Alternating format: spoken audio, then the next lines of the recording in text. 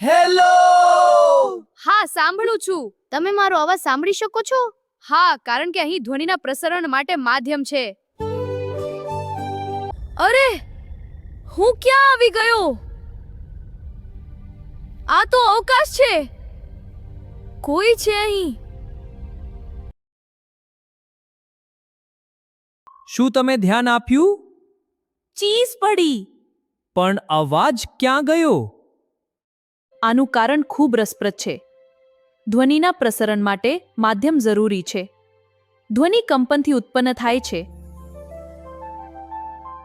જ્યારે આપણે બોલીએ છીએ ત્યારે માધ્યમના કણો કંપિત થાય છે.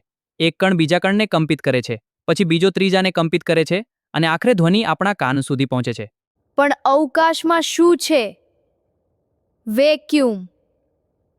અહીં ધ્વનિના પ્રસરણ માટે કોઈ માધ્યમ નથી. હેલો. પણ ધ્વનિ આગળ વધી શકતો નથી, કારણ કે અહીં કોઈ માધ્યમ નથી. વિશ્વાસ નહીં આવે. જો સૂર્યમાં વિશાળ વિસ્ફોટ થાય તો પણ આપણે તેનો અવાજ સાંભળી શકતા નથી, કારણ કે અવકાશમાં માધ્યમ નથી. હેલો ભટ્ટ અલ્પેશ. શું તમે મને સાંભળો છો? હા, એકદમ સ્પષ્ટ. હું તમને સાંભળી શકું છું. અવકાશયાત્રીઓ રેડિયો તરંગો દ્વારા વાત કરે છે.